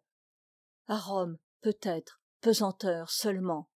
Chez les Hébreux, peut-être aussi, leur Dieu était lourd. Peut-être un seul peuple antique absolument sans mystique, Rome. Par quel mystère? Cité artificielle faite de fugitifs, comme Israël. Gros animal de Platon. Le marxisme, pour autant qu'il est vrai, est entièrement contenu dans la page de Platon sur le gros animal, et sa réfutation y est contenue aussi. Force du social. L'accord entre plusieurs hommes renferme un sentiment de réalité. Il renferme aussi un sentiment de devoir. L'écart par rapport à cet accord apparaît comme un péché. Par là, tous les retournements sont possibles. Un état de conformité est une imitation de la grâce. Par un singulier mystère qui tient à la puissance du social, la profession donne aux hommes moyens, pour les objets qui s'y rapportent, des vertus qui, si elles s'étendaient à toutes les circonstances de la vie, en feraient des héros ou des saints. Mais la puissance du social fait que ces vertus sont naturelles. Aussi ont-elles besoin de compensation. Pharisiens. En vérité, je vous le dis, ils ont reçu leur salaire. Inversement, le Christ pouvait dire des publicains et des prostituées. En vérité, je vous le dis, ils ont reçu leur châtiment, à savoir la réprobation sociale. Dans la mesure où ils l'ont, le Père qui est dans le secret ne les châtie pas. Au lieu que les péchés non accompagnés de réprobation sociale reçoivent leur pleine mesure du châtiment du Père qui est dans le secret. Ainsi, la réprobation sociale est une faveur du sort, mais elle se tourne en mal supplémentaire pour ceux qui, sous la pression de cette réprobation, se fabriquent un milieu social, excentrique, à l'intérieur duquel ils ont licence, milieu de criminels, d'homosexuels, etc. Le service du faux Dieu, de la bête sociale, sous quelque incarnation que ce soit, purifie le mal en éliminant l'horreur. À qui le sert, rien ne paraît mal, sauf les défaillances dans le service. Mais le service du vrai Dieu laisse subsister et même rend plus intense l'horreur du mal. Ce mal dont on a horreur, en même temps on l'aime comme émanant de la volonté de Dieu. Ceux qui aujourd'hui croient que l'un des adversaires est du côté du bien croient aussi qu'il aura la victoire. Note. Ces lignes ont été écrites en 1942. Note de l'éditeur. Fin de note. Regarder un bien, aimé comme tel, comme condamné par le cours prochain des événements, est une douleur intolérable. L'idée que ce qui n'existe plus du tout puisse être un bien est pénible, et on l'écarte. C'est la soumission au gros animal. La force d'âme des communistes vient de ce qu'ils se portent non seulement vers ce qu'ils croient être le bien, mais vers ce qu'ils croient qui va inéluctablement et prochainement se produire. Ainsi ils peuvent, sans être des saints, il s'en faut de beaucoup, supporter des dangers et des souffrances que seul un saint supporterait pour la justice toute seule. À certains égards, l'état d'esprit des communistes est très analogue à celui des premiers chrétiens. Cette propagande eschatologique explique très bien les persécutions de la première période. Celui à qui peu est remis aime peu. Il s'agit de celui chez qui la vertu sociale tient une grande place. La grâce trouve peu d'espace libre en lui. L'obéissance au grand animal conforme au bien, c'est là la vertu sociale. Et pharisien, un homme qui est vertueux par obéissance au gros animal. La charité peut et doit aimer dans tous les pays tout ce qui est condition du développement spirituel des individus. C'est-à-dire, d'une part, l'ordre social, même s'il est mauvais, comme étant moins mauvais que le désordre. D'autre part, le langage, les cérémonies, les coutumes, tout ce qui participe au beau, toute la poésie qui enveloppe la vie d'un pays. Mais une nation comme telle ne peut être objet d'amour surnaturel. Elle n'a pas d'âme. C'est un gros animal. Et pourtant, une cité... Mais cela n'est pas du social.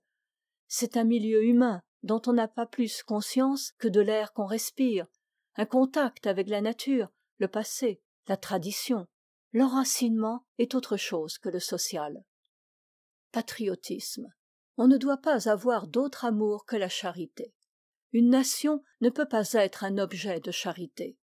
Mais un pays peut l'être, comme milieu porteur de traditions éternelles. Tous les pays peuvent l'être.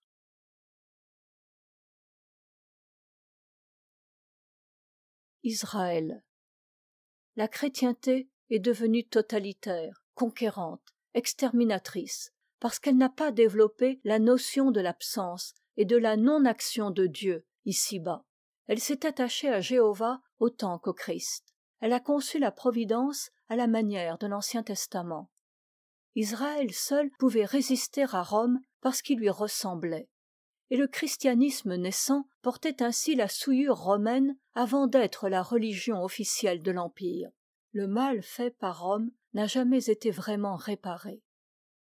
Dieu a fait à Moïse et à Josué des promesses purement temporelles, à une époque où l'Égypte était tendue vers le salut éternel de l'âme.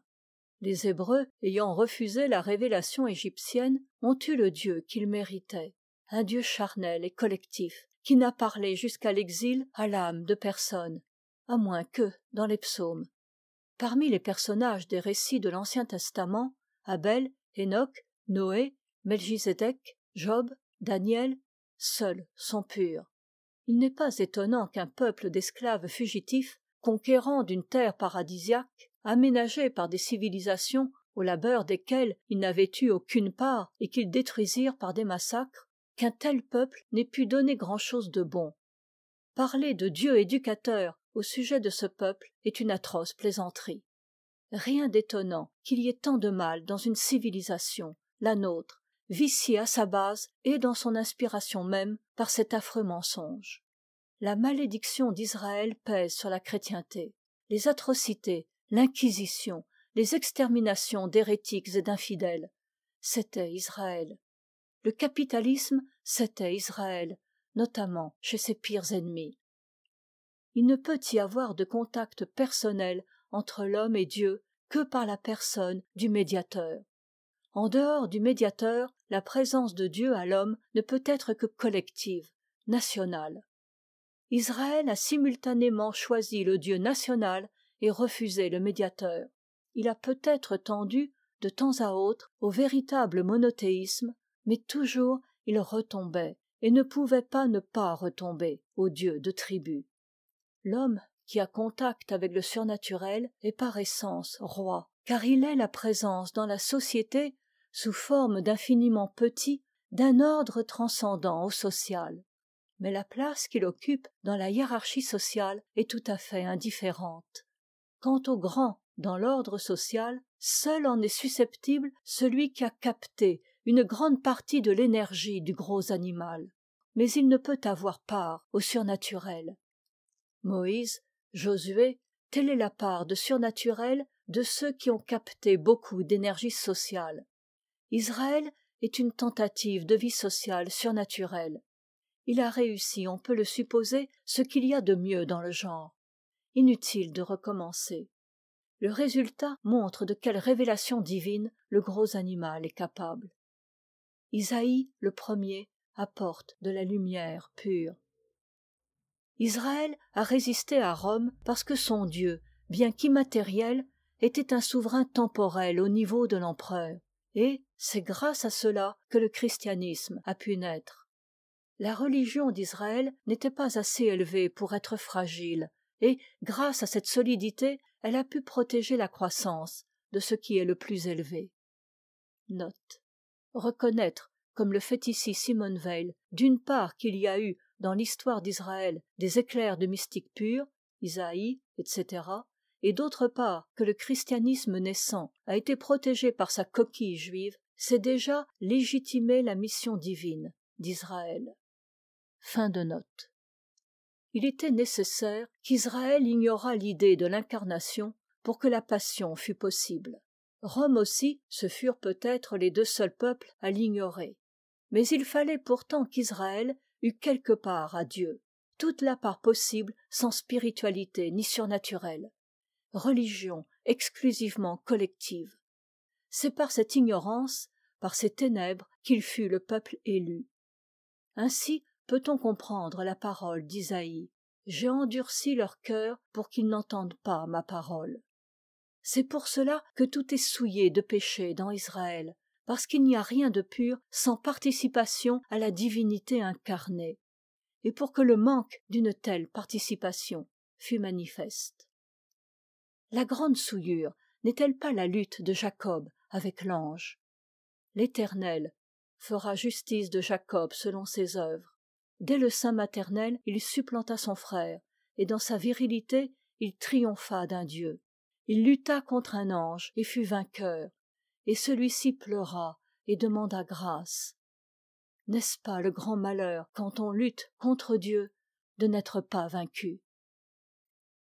Israël. Tout est souillé et atroce, comme à dessein, à partir d'Abraham inclusivement, sauf quelques prophètes, comme pour indiquer tout à fait clairement « Attention, là c'est le mal ». Peuple élu pour l'aveuglement, élu pour être le bourreau du Christ. Les Juifs, cette poignée de déracinés, a causé le déracinement de tout le globe terrestre. Leur part dans le christianisme a fait de la chrétienté une chose déracinée par rapport à son propre passé.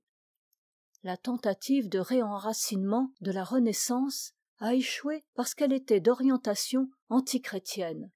La tendance des Lumières, 1789, la laïcité, etc., ont accru encore infiniment le déracinement par le mensonge du progrès. Et l'Europe déracinée a déraciné le reste du monde par la conquête coloniale. Le capitalisme, le totalitarisme font partie de cette progression dans le déracinement.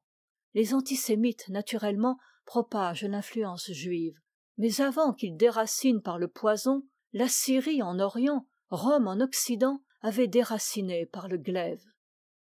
Le christianisme primitif a fabriqué le poison de la notion de progrès par l'idée de la pédagogie divine, formant les hommes pour les rendre capables de recevoir le message du Christ. Cela s'accordait avec l'espoir de la conversion universelle des nations et de la fin du monde comme phénomènes imminents. Mais aucun des deux ne s'étant produit, au bout de 17 siècles, on a prolongé cette notion de progrès au-delà du moment de la révélation chrétienne. Dès lors, elle devait se retourner contre le christianisme. Les autres poisons mélangés à la vérité du christianisme sont d'origine juive. Celui-là est spécifiquement chrétien. La métaphore de la pédagogie divine dissout la destinée individuelle, qui seule compte pour le salut dans celle des peuples. Le christianisme a voulu chercher une harmonie dans l'histoire. C'est le germe de Hegel et de Marx.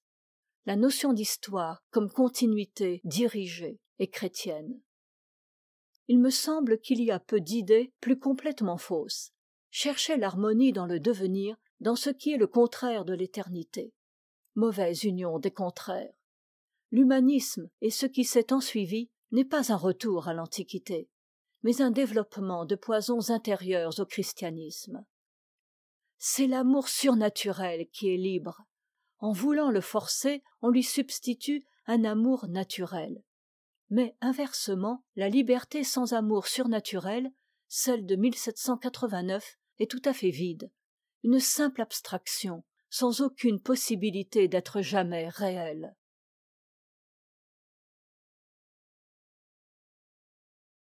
L'harmonie sociale.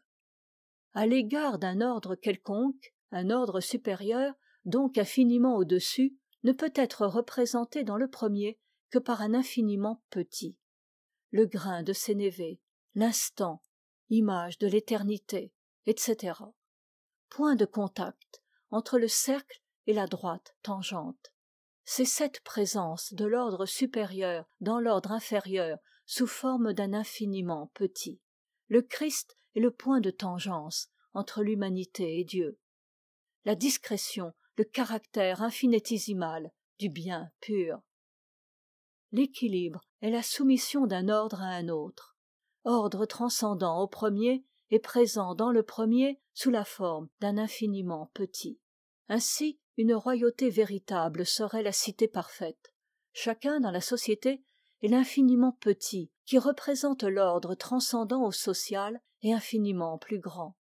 Il faudrait que l'amour du citoyen pour la cité, du vassal pour le seigneur, fût amour surnaturel. L'équilibre seul détruit, annule la force. L'ordre social ne peut être qu'un équilibre de force. Comme on ne peut attendre qu'un homme qui n'a pas la grâce soit juste, il faut une société organisée de telle sorte que les injustices se punissent les unes les autres en une oscillation perpétuelle. L'équilibre seul anéantit la force. Si on sait par où la société est déséquilibrée, il faut faire ce qu'on peut pour ajouter du poids dans le plateau trop léger. Quoique le poids soit le mal, en le maniant dans cette intention, peut-être ne se souille-t-on pas. Mais il faut avoir conçu l'équilibre et être toujours prêt à changer de côté, comme la justice, cette fugitive du camp des vainqueurs. Sens du fameux passage du Gorgias sur la géométrie. Aucun développement illimité n'est possible dans la nature des choses. Le monde repose tout entier sur la mesure et l'équilibre. Il en est de même dans la cité. Toute ambition est démesure, absurdité. En grec, dans le texte. Note. Tu négliges la géométrie. Platon, Gorgias, 508a. Note de l'éditeur. Fin de note. Ce que l'ambitieux oublie totalement, c'est la notion de rapport. Peuple stupide, à qui ma puissance m'enchaîne, hélas, mon orgueil même a besoin de tes bras. Le lien féodal, en faisant de l'obéissance une chose d'homme à homme, diminue de beaucoup la part du gros animal. Mieux encore, la loi. Il faudrait n'obéir qu'à la loi ou à un homme. C'est presque le cas des ordres monastiques. Il faudrait bâtir la cité sur ce modèle. Obéir au Seigneur, à un homme, mais nu, paré de la majesté seule du serment et non d'une majesté empruntée au gros animal. Une société bien faite serait celle où l'État n'aurait qu'une action négative, de l'ordre du gouvernail. Une légère pression, au moment opportun, pour compenser un commencement de déséquilibre. Le sens du politique, de Platon, c'est que le pouvoir doit être exercé par un milieu social composé de vainqueurs et de vaincus. Mais cela est contre nature, sinon quand les vainqueurs sont des barbares.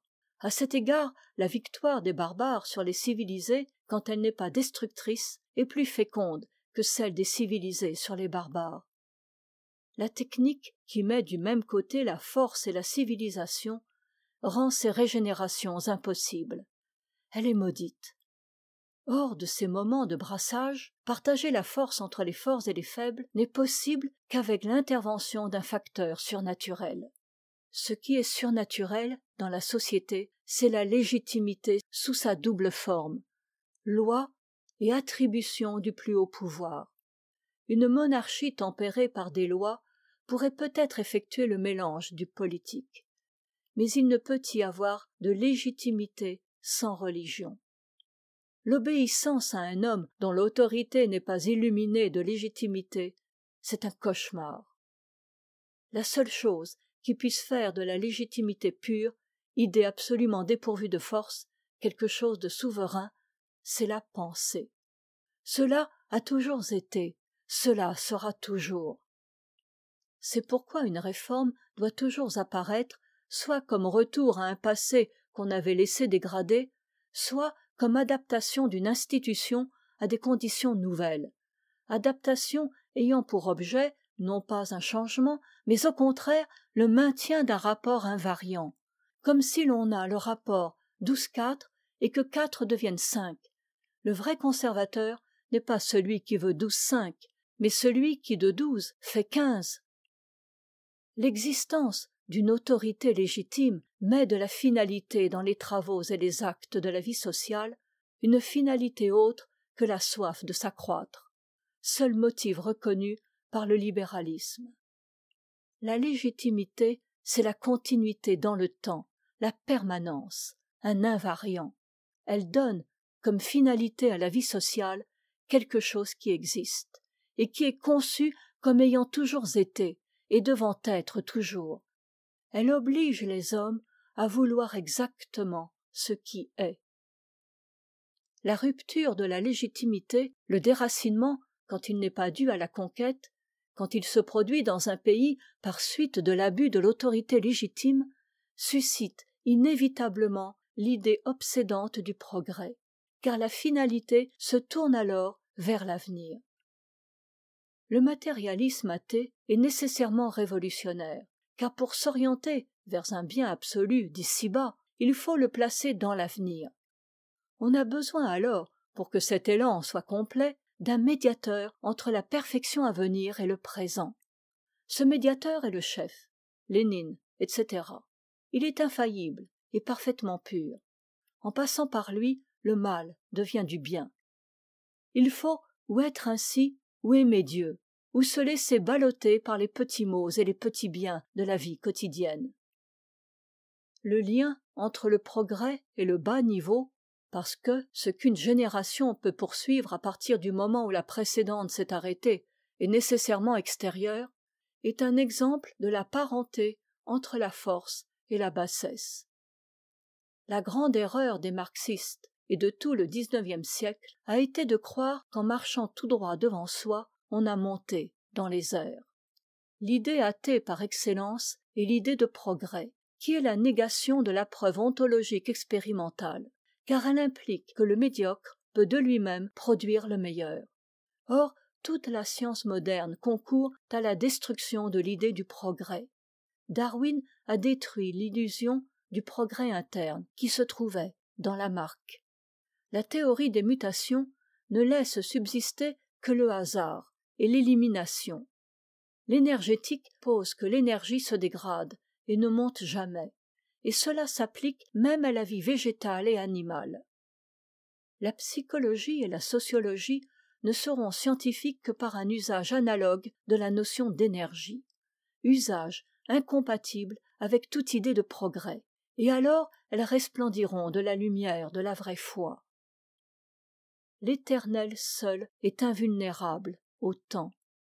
Pour qu'une œuvre d'art puisse être admirée toujours, pour qu'un amour, une amitié puisse durer toute une vie, même durer pure toute une journée peut-être, pour qu'une conception de la condition humaine puisse demeurer la même à travers les multiples expériences et les vicissitudes de la fortune, il faut une inspiration qui descende de l'autre côté du ciel. Un avenir tout à fait impossible, comme l'idéal des anarchistes espagnols, dégrade beaucoup moins, diffère beaucoup moins de l'éternel qu'un avenir possible. Il ne dégrade même pas du tout, sinon par l'illusion de la possibilité. S'il est conçu comme impossible, il le transporte dans l'éternel. Le possible est le lieu de l'imagination, et par suite de la dégradation. Il faut vouloir ou ce qui précisément existe, ou ce qui ne peut pas du tout exister. Mieux encore, les deux. Ce qui est et ce qui ne peut pas être sont l'un et l'autre hors du devenir. Le passé, quand l'imagination ne s'y complaît pas, au moment où quelque rencontre le fait surgir dans sa pureté, est du temps à couleur d'éternité. Le sentiment de la réalité y est pur. C'est là la joie pure.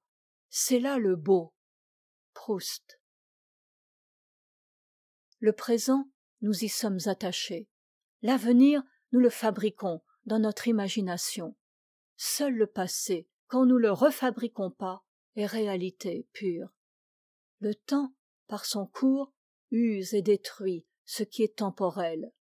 Aussi y a-t-il plus d'éternité dans le passé que dans le présent. Valeur de l'histoire bien comprise, analogue à celle du souvenir dans Proust. Ainsi le passé nous présente quelque chose qui est à la fois réel et meilleur que nous, et qui peut nous tirer vers le haut, ce que l'avenir ne fait jamais. Passé. Du réel, mais absolument hors de notre portée, vers quoi nous ne pouvons faire un pas, vers quoi nous pouvons seulement nous orienter pour qu'une émanation de cela vienne à nous. Par là, c'est l'image par excellence de la réalité éternelle, surnaturelle. Est-ce pour cela qu'il y a joie et beauté dans le souvenir comme tel? D'où nous viendra la renaissance, à nous qui avons souillé et vidé tout le globe terrestre? Du passé seul, si nous l'aimons. Les contraires. Aujourd'hui, on a la soif et l'écœurement du totalitarisme, et presque chacun aime un totalitarisme et en hait un autre. Y a-t-il toujours identité entre ce qu'on aime et ce qu'on hait? Ce qu'on hait, éprouve-t-on toujours le besoin de l'aimer sous une autre forme, et inversement? L'illusion constante de la révolution consiste à croire que les victimes de la force étant innocentes des violences qui se produisent, si on leur met en main la force, elles la manieront justement. Mais sauf les âmes qui sont assez proches de la sainteté, les victimes sont souillées par la force comme les bourreaux. Le mal qui est à la poignée du glaive est transmis à la pointe. Et les victimes, ainsi mises au fait et enivrées par le changement, font autant de mal, ou plus, puis bientôt retombent. Le socialisme consiste à mettre le bien dans les vaincus, et le racisme dans les vainqueurs. Mais l'aile révolutionnaire du socialisme se sert de ceux qui, quoique nés en bas, sont par nature et par vocation des vainqueurs, et ainsi elle aboutit à la même éthique. Le totalitarisme moderne est au totalitarisme catholique du XIIe siècle ce qu'est l'esprit laïque et franc-maçon à l'humanisme de la Renaissance. L'humanité se dégrade à chaque oscillation. Jusqu'où cela ira-t-il? Après l'écroulement de notre civilisation, de deux choses l'une: ou elle périra tout entière comme les civilisations antiques, ou elle s'adaptera à un monde décentralisé. Il dépend de nous non pas de briser la centralisation, car elle fait automatiquement boule de neige jusqu'à la catastrophe, mais de préparer l'avenir. Notre époque a détruit la hiérarchie intérieure. Comment laisserait-elle subsister la hiérarchie sociale qui n'en est qu'une image grossière? Tu ne pourrais pas être né à une meilleure époque que celle-ci, où on a tout perdu.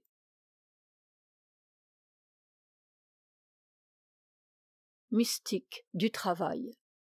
Le secret de la condition humaine, c'est qu'il n'y a pas d'équilibre entre l'homme et les forces de la nature environnante qui le dépassent infiniment dans l'inaction. Il n'y a équilibre que dans l'action par laquelle l'homme recrée sa propre vie dans le travail. La grandeur de l'homme est toujours de recréer sa vie, recréer ce qui lui est donné, forger cela même qu'il subit. Par le travail, il produit sa propre existence naturelle. Par la science, il recrée l'univers au moyen de symboles. Par l'art, il recrée l'alliance entre son corps et son âme, confère le discours de Palinos. Remarquez que chacune de ces trois choses est quelque chose de pauvre, de vide et de vain, prise en soi et hors du rapport avec les deux autres. Union des trois, culture ouvrière. Tu peux toujours attendre. Platon lui-même n'est qu'un précurseur. Les Grecs connaissaient l'art, le sport, mais non pas le travail. Le maître est esclave de l'esclave en ce sens que l'esclave fabrique le maître. Deux tâches: individualiser la machine, individualiser la science, vulgarisation, une université populaire à forme socratique concernant les fondements des métiers. Travail manuel. Pourquoi n'y a-t-il jamais eu un mystique ouvrier ou paysan qui ait écrit sur l'usage du dégoût du travail? Ce dégoût qui est si souvent là, toujours menaçant. L'âme le fuit et cherche à se le dissimuler par réaction végétative. Il y a danger de mort à se l'avouer. Telle est la source du mensonge propre au milieu populaire. Il y a un mensonge propre à chaque niveau. Ce dégoût est le fardeau du temps. Se l'avouer sans y céder fait monter. Le dégoût sous toutes ses formes est une des misères les plus précieuses qui soient données à l'homme comme échelle pour monter. J'ai une très large part à cette faveur. Tourner tout dégoût en dégoût de soi. La monotonie est ce qu'il y a de plus beau ou de plus affreux. De plus beau si c'est un reflet de l'éternité. De plus affreux si c'est l'indice d'une perpétuité sans changement. Temps dépassé ou temps stérilisé. Le cercle est le symbole de la belle monotonie, l'oscillation pendulaire de la monotonie atroce. Spiritualité du travail. Le travail fait éprouver d'une manière harassante le phénomène de la finalité, renvoyé comme une balle. Travailler pour manger, manger pour travailler. Si l'on regarde l'un des deux comme une fin, ou l'un et l'autre pris séparément, on est perdu. Le cycle contient la vérité. Un écureuil tournant dans sa cage est la rotation de la sphère céleste. Extrême misère et extrême grandeur. C'est quand l'homme se voit comme un écureuil tournant dans une cage circulaire que, s'il ne se ment pas, il est proche du salut. La grande douleur du travail manuel, c'est qu'on est contraint de faire effort de si longues heures, simplement pour exister. L'esclave est celui à qui il n'est proposé aucun bien comme but de ses fatigues, sinon la simple existence. Il doit alors ou être détaché ou tomber au niveau végétatif. Nulle finalité terrestre ne sépare les travailleurs de Dieu. Ils sont seuls dans cette situation. Toutes les autres conditions impliquent des fins particulières qui font écran entre l'homme et le bien pur. Pour eux, un tel écran n'existe pas. Ils n'ont pas quelque chose en trop dont ils doivent se dépouiller. Faire effort par nécessité et non pour un bien, poussé, non attiré, pour maintenir son existence telle qu'elle est, c'est toujours servitude. En ce sens, la servitude des travailleurs manuels est irréductible. Effort sans finalité. C'est terrible, ou plus beau que tout, si c'est finalité sans fin. Le beau seul permet d'être satisfait de ce qui est. Les travailleurs ont besoin de poésie plus que de pain, besoin que leur vie soit une poésie, besoin d'une lumière d'éternité. Seule la religion peut être la source de cette poésie. Ce n'est pas la religion, c'est la révolution qui est l'opium du peuple. La privation de cette poésie explique toutes les formes de démoralisation. L'esclavage, c'est le travail, sans lumière d'éternité, sans poésie, sans religion. Que la lumière éternelle donne non pas une raison de vivre et de travailler, mais une plénitude qui dispense de chercher cette raison. À défaut de cela, les seuls stimulants sont la contrainte et le gain. La contrainte, ce qui implique l'oppression du peuple.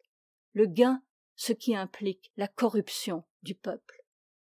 Travail manuel, le temps qui entre dans le corps. Par le travail, l'homme se fait matière, comme le Christ par l'Eucharistie. Le travail est comme une mort. Il faut passer par la mort, il faut être tué, subir la pesanteur du monde. L'univers pesant sur les reins d'un être humain, quoi d'étonnant qu'il ait mal. Le travail est comme une mort s'il est sans stimulant, agir en renonçant aux fruits de l'action. Travailler, si l'on est épuisé, c'est devenir soumis au temps comme la matière. La pensée est contrainte de passer d'un instant à l'instant suivant, sans s'accrocher au passé ni à l'avenir. C'est là obéir. Des joies parallèles à la fatigue, des joies sensibles, manger, se reposer, les plaisirs du dimanche, mais non pas l'argent. Nulle poésie concernant le peuple n'est authentique si la fatigue n'y est pas, et la faim et la soif issues de la fatigue. Ici se termine La pesanteur et la grâce de Simone Weil.